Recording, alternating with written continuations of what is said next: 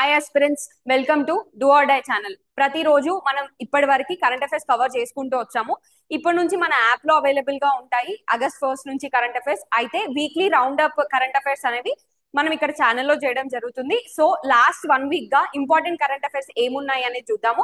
అయితే economy, science and technology, culture related important current affairs ఏవైతే exam point of వ్యూలో అసలు మిస్ అవ్వడానికి ఛాన్స్ లేదో అలాంటి కరెంట్ అఫైర్స్ ని మనం ఇక్కడ 100% కవర్ చేయడం జరుగుతుంది. అయితే ఫస్ట్ వచ్చేసి ఫినాన్షియల్ ఇంక్లూజన్ ఇండెక్స్ అనేది న్యూస్ లో ఉందన్నమాట. ఈ మధ్య మీరు చూసుకున్నట్లయితే ఈ ఫినాన్షియల్ ఇంక్లూజన్ ఇండెక్సెస్ రిలేటెడ్ తప్పకుండా క్వశ్చన్స్ చాలా చాలా అడగడం జరుగుతుంది. కాబట్టి ఫినాన్షియల్ ఇంక్లూజన్ ఇండెక్స్ అనేది మీకు చాలా విధాలుగా యూజ్ అవుతుంది. ఇంక్లూజన్ అనేది ఒక ఇంపార్టెంట్ థీమ్ ఎగ్జామ్ వైస్ వచ్చేసరికి. అది 2030కి కానీ 2047కి కానీ టార్గెట్ ఇయర్ ఏదైనప్పటికీ ఇంక్లూజన్ అనేది చాలా ఇంపార్టెంట్ థీమ్ సబ్జెక్టివ్ ఎగ్జామ్ కైనా ఆబ్జెక్టివ్ ఎగ్జామ్ కైనా. కాబట్టి అలాంటి పదం ఎక్కడ కనిపించినా వాటి రిలేటెడ్ ఎగ్జాంపుల్స్ కానీ వాటి రిలేటెడ్ ఇండెక్సెస్ కానీ చాలా ఇంపార్టెంట్ అవుతాయి. అయితే ఫినాన్షియల్ ఇంక్లూజన్ ఇండెక్స్ గురించి మనం చూసుకున్నట్టయితే రిజర్వ్ బ్యాంక్ ఆఫ్ ఇండియా దీనిని ఇవ్వడం జరిగింది. Financial inclusion index has improved to 67 in March 2025 from 64.2. Basic గా మీరు గత 3 సంవత్సరాలుగా 2023, 2024, 2025లో చూసుకుంటే మన ర్యాంకింగ్, మన స్కోర్ అనేది 60.1 నుంచి 64.2 దగ్గర నుంచి ఇప్పుడు 67. అంటే ఇంక్లూజన్ చాలా వరకు చాలా వల్నరబుల్ సెక్షన్స్ ని మనం కవర్ చేయడం జరుగుతుంది. బెటర్ అవుతూ వస్తున్నాం సంవత్సరానికి అని చెప్పేసి ఎవరు చెప్తున్నారు? రిజర్వ్ బ్యాంక్ ఆఫ్ ఇండియా ఇచ్చిన నివేదిక ప్రకారం మనకు తెలుస్తుంది. మీరు ప్రీవియస్ ఇయర్ క్వశ్చన్స్ చూసినట్లయితే టీజీపీఎస్సీ కానీ, ఏపీపీఎస్సీ కానీ, యూపీఎస్సీ కానీ ఆర్బీఐ అనేది కూడా ఒక ఇంపార్టెంట్ థీమ్. సో నెక్స్ట్ చూసుకున్నట్టయితే మనం ఫస్ట్ దీని గురించి అసలు ఇండెక్స్ ఏంటి, ఏమేం కవర్ చేస్తారు, ఎలాంటి పారామీటర్స్ మీద వీటిని గేజ్ చేస్తారు అనే విషయం మనకు క్లారిటీ ఉండాలి. It is a composite annual measure, అంటే ప్రతి సంవత్సరం వస్తుంది. Annual measure to objectively assess and monitor to the extent of financial inclusion across India. ఇండియాలో ఉన్న మొత్తం అన్ని స్టేట్స్ ని కవర్ చేస్తూ ఎంత ఇంక్లూజన్ ఎలా ఎలా జరిగింది అనే విషయాన్ని ఈ నివేదిక తెలియజేస్తుంది. మరి ఎలాంటి పారామీటర్స్ తీసుకుంటారో అనే విషయాన్ని మనం చూడాలి కదా. Penetration, usage of financial services like banking, investments, insurance, postal, pension sectors for all individuals and house holds in the country. ఇలాంటి ఈ పెనెట్రేషన్ ఏ లెవెల్ వరకు ఉంది, ఏ ఎక్స్టెంట్ వరకు ఉంది అనే దాన్ని ఒక పారామీటర్ కింద తీసుకొని వీటిని గేజ్ చేస్తారు. Developed by reserve bank of India, launched on August 17, 2021. అంటే 2021వ సంవత్సరం నుంచి దీన్ని ఇవ్వడం జరుగుతుంది. మనం ఆల్రెడీ చూసినట్లయితే 23లో ఎలాంటి ర్యాంకింగ్ ఉంది, స్కోర్ ఎలా ఉంది, 24లో స్కోర్ ఎలా ఉంది, 25లో స్కోర్ ఇంప్రూవ్ అవుతూనే వస్తుంది. అంటే ఇంక్లూజన్ కోసం మన స్కీమ్స్ అనేవి ఎలా వర్క్ చేస్తున్నాయి అనే విషయాన్ని ఒకసారి చూడాలి. నెక్స్ట్ చూడండి పారామీటర్స్ అండ్ వాటి వెయిటేజ్ చూసుకుంటే 3 పారామీటర్స్ ఉంటాయండి. మొత్తం 100, అంటే ఇప్పుడు మొత్తం 100% గా మనము ఒకవేళ గేజ్ చేస్తే ఈ 100% ని 3 పారామీటర్స్ కింద డివైడ్ చేస్తున్నాం. ఆ 3 పారామీటర్స్ ఏంటి అంటే access, usage and quality. Accessibility ఎంతవరకు ఉంది, ఎంతవరకు యాక్సెసిబుల్ చేయగలుగుతున్నాము, ఎంతవరకు యాక్సెస్ చేసిన దాన్ని యూజ్ చేయగలుగుతున్నాము, యూజ్ చేసిన దాంట్లో క్వాలిటీ ఎంత ఉంది. ఈ 3 పారామీటర్స్ ని ఈ పర్టికులర్ ఫినాన్షియల్ ఇంక్లూజన్ ఇండెక్స్ లో వాడుతున్నారు. వెయిటేజ్ చూసుకుంటే 35% వెయిటేజ్ దేనికి ఉంది అంటే యాక్సెస్ కి 35% ఉండగా 45% వచ్చి యూసేజ్ కి, అలానే 20% వచ్చి క్వాలిటీకి. దీంట్లో ఎక్కువ ఇంపార్టెన్స్ దేనికి ఇచ్చారు?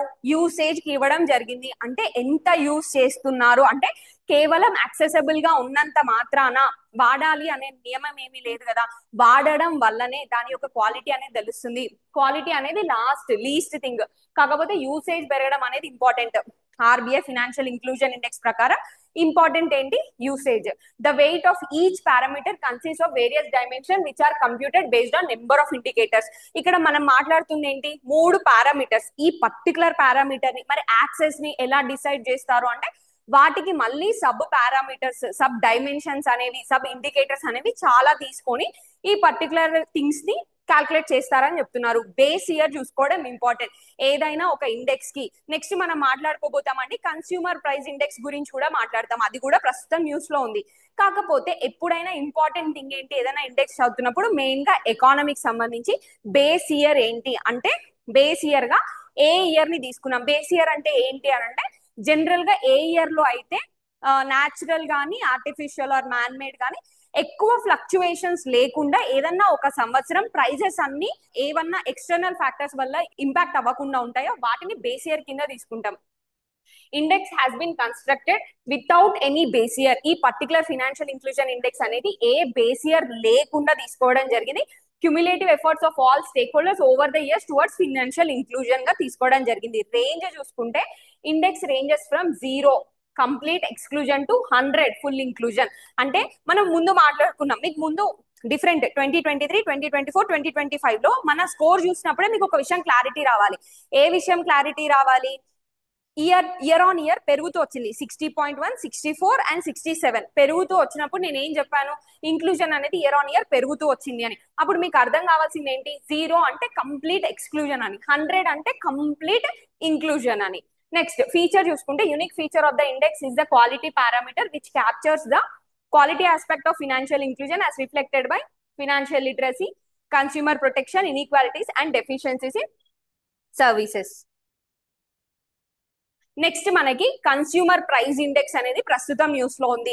ఇప్పుడు నెక్స్ట్ మెయిన్స్ రాయబోయే వాళ్ళు యూపీఎస్సీ అయినా సరే, లేదంటే నెక్స్ట్ ఎగ్జామ్స్ కి వెయిట్ కి ప్రిపేర్ అవుతున్నా, మీరు ఎకానమీ పేపర్ లో ఎప్పుడు చూసుకున్నా సరే కరెంట్ రెలెవెన్స్ ఉన్న టాపిక్సే అడుగుతారు ఎప్పుడైనా సరే. ఇప్పుడు కన్స్యూమర్ ప్రైస్ ఇండెక్స్ లో ఏం చేశారంటే agriculture labour and rural labour, ఇక్కడ ఏఎల్ఆర్ఎల్ అంటే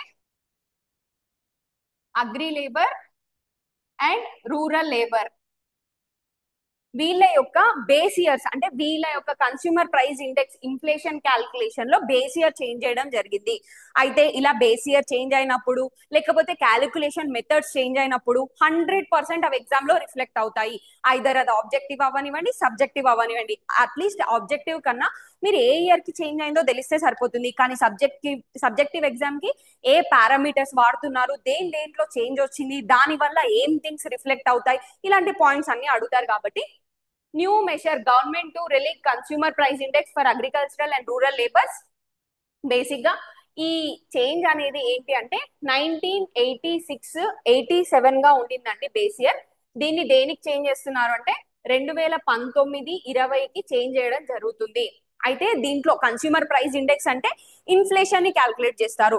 బేసిక్ గా ఏవైతే కన్సంప్షన్ ప్రోడక్ట్స్ ఉంటాయో వాటన్నిటిని తీసుకొని ఎంతెంత రేట్లు పెరుగుతున్నాయి, డైలీ యూసేజ్ బాస్కెట్ అంటాం, ఆ బాస్కెట్ ని క్యాల్కులేట్ చేయడం జరుగుతుంది. అయితే దీని గురించి చూసుకుంటే weightage on food items to go down in new index, అంటే రాబోయే ఈ చేంజెస్, ఈ కొత్త ఇండెక్స్ కన్స్యూమర్ ప్రైస్ ఇండెక్స్ లో చేంజెస్ జరుగుతుందని మాట్లాడుకున్నాం కదా. మనం ఇక్కడ ఏం చేంజెస్ జరిగింది? బేస్ ఇయర్ చేంజ్ జరిగింది. ఇంకొక విషయం ఏమంటున్నారంటే ఫుడ్ ఐటమ్స్ ఏవైతే ఈ కన్స్యూమర్ ప్రొడక్ట్స్ లో ఉన్నాయో, ఏవైతే ఈ పర్టికులర్ ఇండెక్స్ కోసం మనం కన్సిడర్ చేస్తామో వాటి యొక్క వెయిటేజ్ అనేది తక్కువ చేయబోతున్నారు. Weightage on health and education to increase, separate index for all states and UTs being prepared. So ఇది మళ్ళీ చూద్దాం. ఇక్కడ ది మోస్ట్ ఇంపార్టెంట్ ఏంటంటే union ministry of labour and employment. ఇది వెరీ వెరీ ఇంపార్టెంట్ అండి. Union ministry of labour and employment అనేది ఈ particular consumer price index for agricultural and rural labour అనేది ఇవ్వడం జరుగుతుంది. సో వాళ్ళు రివైజ్ చేసి 2019 గా మార్చడం జరిగింది. చేంజెస్ ఏంటి? ఈ 7 పాయింట్స్ యాజ్ ఇట్ ఈస్ గా మీ నోట్స్ లో ఉండాల్సిన అవసరం ఉంది. ఎందుకంటే ఈ 7 లో ఏమన్నా 4 or 5 పాయింట్స్ ఆబ్జెక్టివ్ ఎగ్జామ్ లో కన్సిడర్ ద ఫాలోయింగ్ స్టేట్మెంట్స్ అని అడగచ్చు. లేదంటే what are the new changes that are being considered for consumer price index, అది చేంజ్ చేయడానికి ఏమేం చేంజెస్ తీసుకొచ్చారనే విషయాన్ని కూడా అడగచ్చు. సో చేంజెస్ ఏంటి అనేది చూసుకుంటే weighting diagrams, share of expenditure to total expenditure have been revised due to change in the consumption pattern. Already మనం మాట్లాడుకున్నాము. ఫుడ్ ప్రోడక్ట్స్ ఏవైతే ఉన్నాయో వాటి వెయిటేజ్ తగ్గించడం జరుగుతుంది, హెల్త్ అండ్ ఎడ్యుకేషన్ యొక్క వెయిటేజ్ పెంచడం జరుగుతుంది. కాబట్టి వెయిటేజ్ డయాగ్రామ్స్ చేంజ్ చేశారని చెప్తున్నారు. యూస్ ఆఫ్ జామెట్రిక్ మీన్, ఇంతకు ముందు ఆర్థమెటిక్ మీన్ యూజ్ చేసే వాళ్ళు ఇప్పుడు దేన్ని యూజ్ చేయాలని నిర్ణయించుకున్నారు? మనకి జామెట్రిక్ మీన్ ని యూజ్ చేయాలనుకున్నారు. జామెట్రిక్ మీన్ అంటే మనం చిన్నప్పుడు నేర్చుకుని ఉంటాం కదా, ఆర్థమెటిక్ మీన్ అంటే అడిషన్ అవుతూ వెళ్తుంటాయి, జామెట్రిక్ మీన్ అంటే మల్టిప్లై అవుతూ వెళ్తుంటాయి. ఇప్పుడు జామెట్రిక్ మీన్ ని యూజ్ చేస్తున్నాం ఆర్థమెటిక్ మీన్ ప్లేస్ లో. ఇది యూజ్ చేయడం వల్ల ఏం జరుగుతుందంటే వాలిటాలిటీ అంటే ఏంటంటే వల్నరబిలిటీ అంటాము, లేదంటే చేంజెస్ ఎక్కువ తక్కువ అంటే చాలా హై చాలా లో చేంజెస్ కాకుండా ఒక మాదిరిగా చూపించడం జరుగుతుంది. Use of the latest classification of individual consumption according to the purpose, individual consumption according to purpose of 2018 ని వాడడం జరుగుతుందని చెప్తున్నారు. Calculation of prices of PDS items, public distribution items ని ఇందులో క్యాలిక్యులేట్ చేస్తారు. దేన్ని బేస్ చేసుకొని అని అంటే అడ్మిసబిలిటీని మెయింటైన్ చేసుకొని, అంటే అడ్మిసబిలిటీ అంటే ఏవి ఉంచాలి ఏవి ఉంచొద్దు, వేటిని అడ్మిట్ చేయాలి వేటిని అడ్మిట్ చేయొద్దు అనే దాని మీద చూసుకుంటారు, కానీ కేవలం వాటి యొక్క అవైలబిలిటీని బట్టి కాదు. Revised series covers 34 states. ఈ 3 పాయింట్లు డేటాకు సంబంధించినవన్నీ. ఇంతకు ముందు కేవలం 20 స్టేట్స్ ని మాత్రమే కన్సిడర్ చేసేవాళ్ళు, ఇప్పుడు మాత్రం 34 స్టేట్లను కవర్ చేయడం జరుగుతుంది. ఇప్పుడు ఏంటి అంటే 787 శాంపుల్ విలేజెస్ ని తీసుకుంటున్నారు. ఇంతకు ముందు 600 విలేజెస్ ని తీసుకునేవారు. 150 to 200 items covered as against 65 to 106 items. ఇంతకు ముందు ఇన్ని ఐటమ్స్ కవర్ చేస్తే ఇప్పుడు ఇన్ని ఐటమ్స్ కవర్ చేస్తున్నారు. శాంపుల్ సైజ్ ని పెంచుతున్నారు. మనం డేటా గురించి మాట్లాడిన ప్రతిసారి మాట్లాడుకోవడం ఏంటి, శాంపుల్ సైజ్ ఎక్కువైన కొద్దీ ఏం జరుగుతుంది అంటే authenticity of the result will increase. అంటే ఇప్పుడు క్లాస్ లో 100 మంది ఉన్నారు అనుకోండి, ర్యాండమ్ గా 5 శాంపుల్స్ పిక్ చేస్తే ఎంతో కొంత రియాలిటీకి దగ్గరగానే వస్తుంది. కానీ అదే శాంపుల్ సైజ్ 20కో 30కో చేశాను అనుకోండి, ఖచ్చితత్వానికి మరింత దగ్గరగా ఉంటుంది. కాబట్టి ఇక్కడ లాస్ట్ 3 పాయింట్స్ వచ్చేసి శాంపుల్ సైజ్ ఇంక్రీజింగ్ గురించి చెప్తున్నారు. ముందు వచ్చేసి వెయిటేజ్ అనేది ఫుడ్ ఐటమ్స్ కి తగ్గించి హెల్త్ అండ్ ఎడ్యుకేషన్ కి పెంచడం జరుగుతుంది. ఇక్కడ అర్థమెటిక్ మీన్ బదులు జామెట్రిక్ మీన్ తీసుకుంటున్నారు. 2018 పారామీటర్ ని యూజ్ చేస్తున్నారు. పీడిఎస్ ఐటమ్స్ ని మనం కేవలం యాక్సెసిబిలిటీని కాకుండా అడ్మిసబిలిటీ బేసిస్ మీద ఇంక్లూడ్ చేస్తున్నాం. చాలా చాలా ఇంపార్టెంట్ పాయింట్స్ ఇందులో కవర్ చేయడం జరిగింది. నెక్స్ట్ చూసుకుంటే మనకి కన్స్యూమర్ ప్రైస్ ఇండెక్స్ గురించి బేసిక్ డీటెయిల్స్ అనేవి ఒకసారి చూద్దాము. It is an index measuring retail inflation, wholesale కాదండి, రీటైల్ ఇన్ఫ్లేషన్ అంటే మనం జనరల్ గా డైలీ వాడే ప్రోడక్ట్స్ యొక్క inflation in the economy by collecting the change in the prices of the most common goods and service used by consumers. అంటే ఏవైతే రోజు వారీగా కామన్ గుడ్స్ మనం వాడతామో వాటి యొక్క ప్రైస్ చేంజెస్ ని క్యాల్కులేట్ చేసే index consumer price index. It is calculated for a fixed list of items including food, housing, apparel. Basic గా ఫిక్స్డ్ ఐటమ్స్ మనం ఇంతకు ముందు మాట్లాడుకున్నాం. 100 నుంచి 150 to 200 మధ్యలో ఐటమ్స్ అనేవి, నెంబర్ ఆఫ్ ఐటమ్స్ అనేది తీసుకోవడం చేంజ్ అయింది, నెంబర్ ఆఫ్ ఐటమ్స్ ని ఇంక్లూడ్ చేసేవి చేంజ్ అయింది అని చెప్పి. Next transportation, electronics, medical care, ఎలాంటి ప్రోడక్ట్స్ ఇందులో ఇంక్లూడెడ్ ఈ క్యాల్కులేషన్ లో అనేది ఇక్కడ ఇచ్చారు. In 2014 RBI has adopted CPI as a key measure for determining the inflation. 2014 నుంచి రిజర్వ్ బ్యాంక్ ఆఫ్ ఇండియా ఏం చేసింది అని అంటే ఇన్ఫ్లేషన్ ని క్యాల్కులేట్ చేయడానికి కన్స్యూమర్ ప్రైస్ ఇండెక్స్ అనేది ఒక కీ డిటర్మైనింగ్ మెజర్ గా తీసుకోవడం జరిగింది. అయితే వెరీ వెరీ ఇంపార్టెంట్ అండి, మీరు యూపీఎస్సీ రాస్తున్నా సరే ఇది చాలా సార్లు రిపీట్ అయిన పీవైక్యూ అనే చెప్పొచ్చు. ఇండెక్స్ ఎవరు రిలీజ్ చేస్తారు, బేస్ ఇయర్ ఏంటి అనేది చాలా చాలా important. CPI for industrial workers as it is గా ఇది స్క్రీన్ షాట్ తీసుకోవడానికి ట్రై చేయండి. ఇది మీరు వెతుక్కొని ఎప్పుడో నేర్చుకోవడం కంటే ఈ రోజు ఇక్కడే నేర్చేసుకొని ఇది ఎవరు ఇస్తారు అనేది మీకు గుర్తుంటే యాజ్ ఇట్ ఈస్ గా మీరు థింగ్స్ ని రాసేయచ్చు. CPI consumer price index industrial workers ఎవరిస్తారంటే labour bureau, ministry of labour and employment. 2016 దీని యొక్క బేస్ ఇయర్. దీనితో మనకి ఇప్పుడు పని లేదు. న్యూస్ లో ఉన్న 2 థింగ్స్ ఏంటి, CPI for agriculture labour, CPI for rural labour. ఇవేవరు లేబర్ బ్యూరోనే ఇస్తుంది, కానీ వీటి యొక్క బేస్ ఇయర్ అనేది మనకి 2019కి చేంజ్ అయింది. అందుకనే ఇప్పుడు ఇది న్యూస్ లో ఉంది.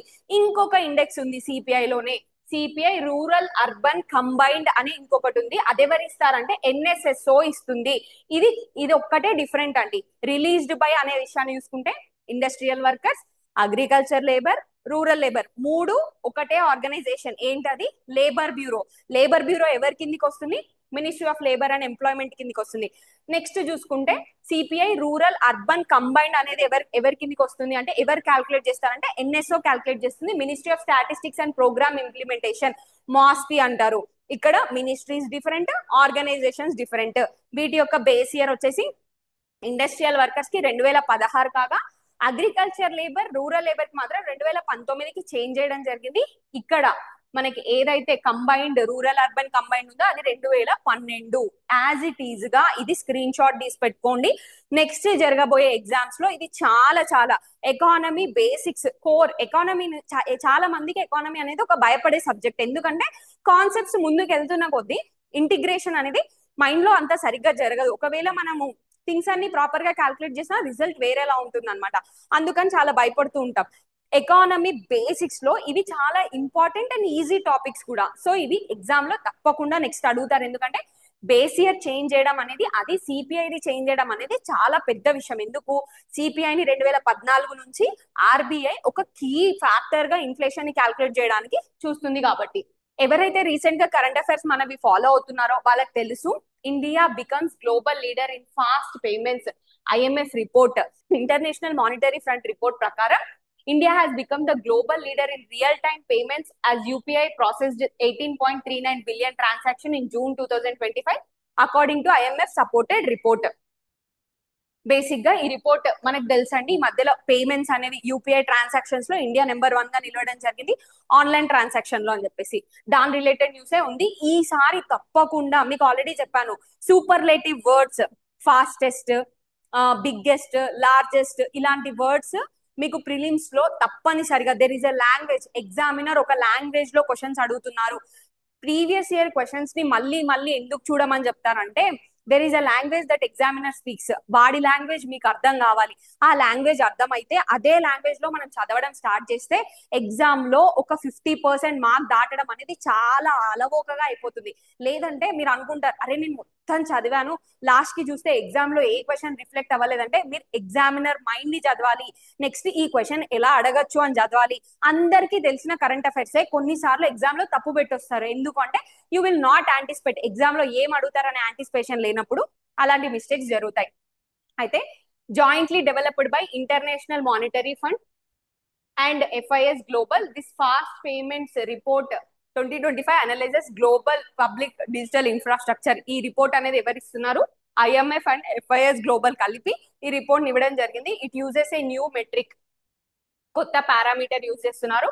ఫాస్టర్ పేమెంట్ అడాప్షన్ స్కోర్ అనేది benchmark digital payment adoption. Digital payments యొక్క అడాప్షన్ అంటే ఇంతకు ముందు మీకు ఆల్రెడీ మనము డిజిటల్ ఇండియా 10 years కంప్లీట్ చేసుకున్న సందర్భంగా మనం ఒక వీడియో రిలీజ్ చేసాము 10 years గా ఎలాంటి. అందులో కూడా మీకు చెప్పాను ఈ ఫాస్టెస్ట్ పేమెంట్స్ అనేది దాంట్లో కూడా part. And more than real time లో చూసుకుంటే 50% కంటే ఎక్కువ మంది యూపీఐని, ఆన్లైన్ ట్రాన్సాక్షన్స్ ని, డిజిటల్ ట్రాన్సాక్షన్స్ ని అలవాటు చేసుకున్నారని చెప్పేసి నేను ఆ రోజు కూడా చెప్పాను. ఇది చాలా ఇంపార్టెంట్ అవుతుంది, నెక్స్ట్ జరగబోయే ఎగ్జామ్స్ లో ఇది అడుగుతారు అని చెప్పి. మళ్ళీ మళ్ళీ ఇన్ని సార్లు రిపీట్ అవుతుంది. IMF కూడా తన రిపోర్ట్ లో ఏం చెప్పిందంటే, ఫాస్టర్ అడాప్షన్ స్కోర్ అనే దాంట్లో చూసుకుంటే ఇండియా చాలా మంచి పర్ఫార్మెన్స్ ప్రదర్శించింది అని చెప్తున్నారు.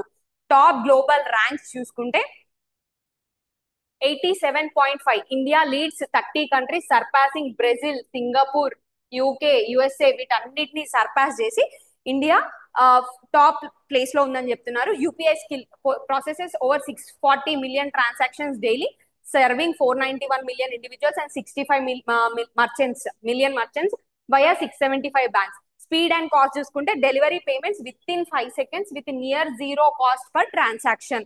నెక్స్ట్ గ్లోబల్ రీచ్ చూసుకుంటే ఇప్పుడు యూపీఐ ప్రస్తుతం 7 కంట్రీస్ లో ఆపరేషనల్ గా ఉంది, including France, UAE and Singapore.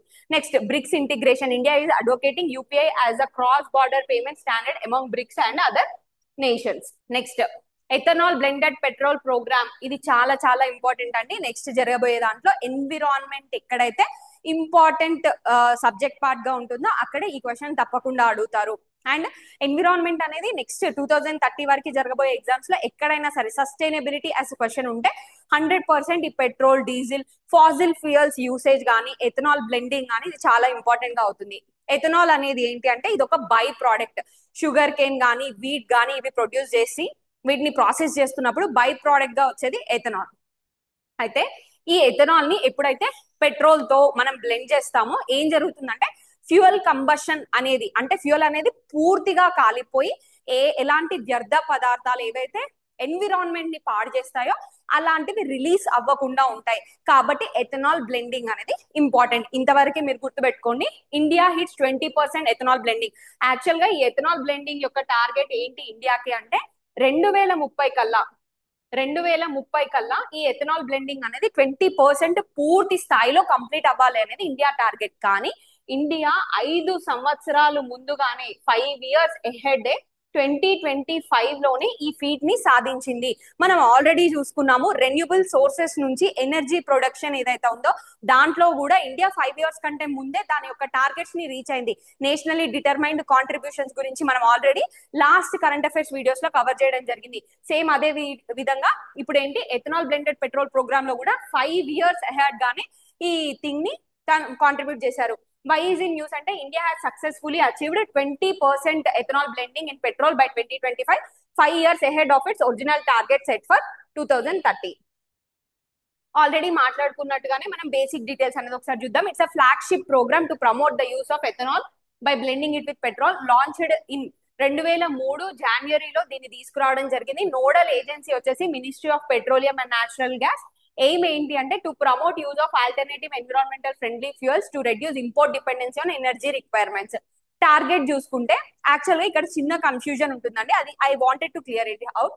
As per the program targets, India has to achieve 10% blending rate, E10 by 2021-22. 20% blending by 2025-26. అదేంటి మీరు ఆల్రెడీ చెప్పారు 2030 టార్గెట్, మరి 2025 5 years ముందుగానే రీచ్ అయ్యామంటున్నాము. మరి ఇక్కడ టార్గెట్స్ చూసుకుంటే 10% బై 2021, 20% బై 2025-26 అని చెప్పి. ఇక్కడ మళ్ళీ మన కింద చూడండి point, national policy of biofuels 2018లో మళ్ళీ మనము రివైజ్ చేయడం జరిగింది.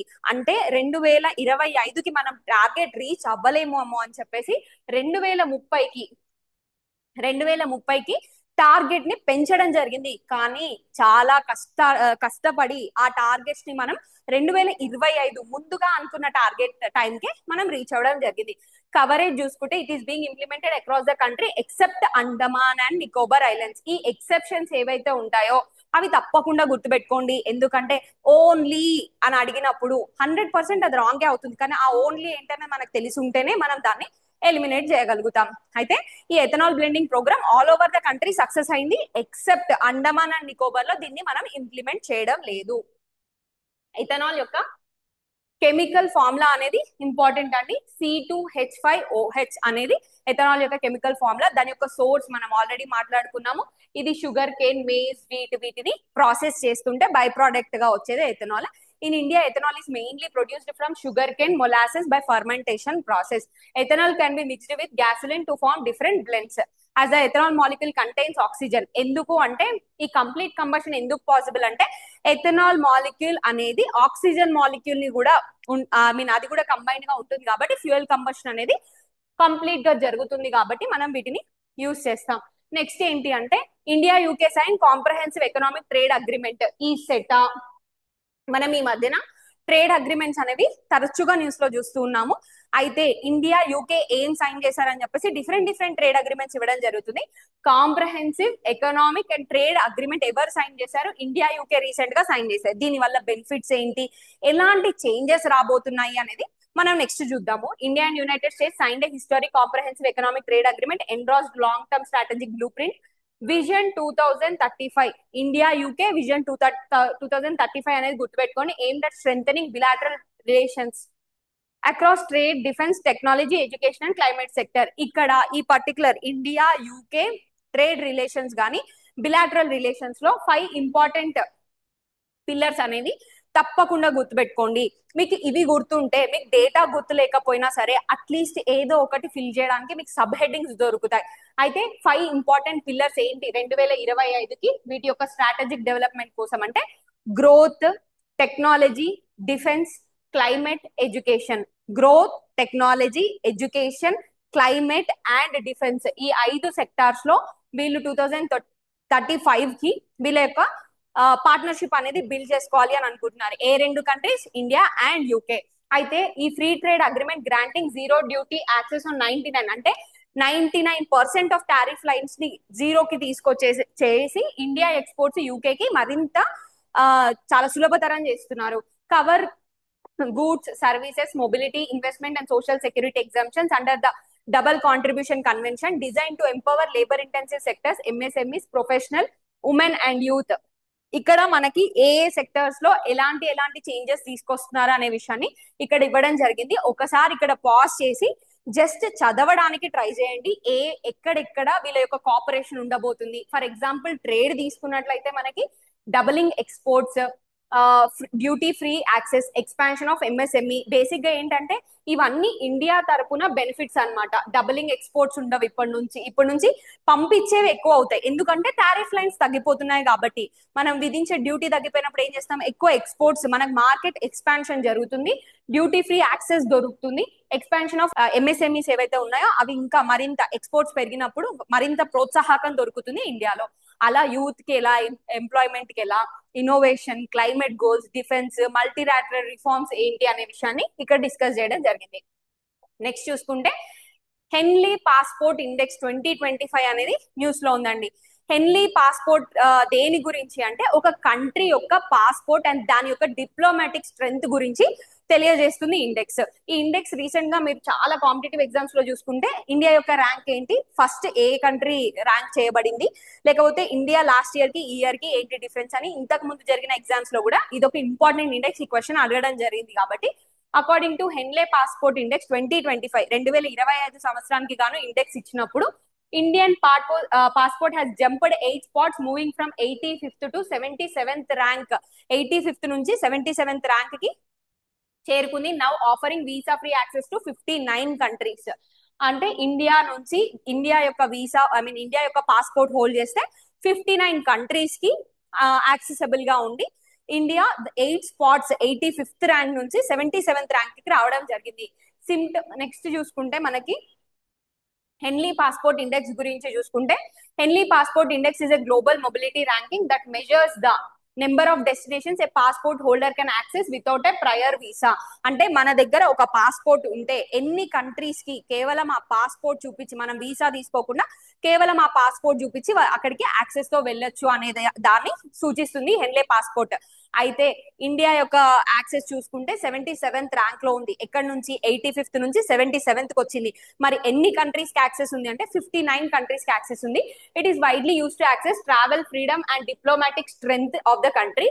ఇది ఎవరు పబ్లిష్ చేస్తారు అంటే Henley and Partners, a global citizenship and resident advisory firm. It is based on the data from International Air Transport Association supplemented by in-house research.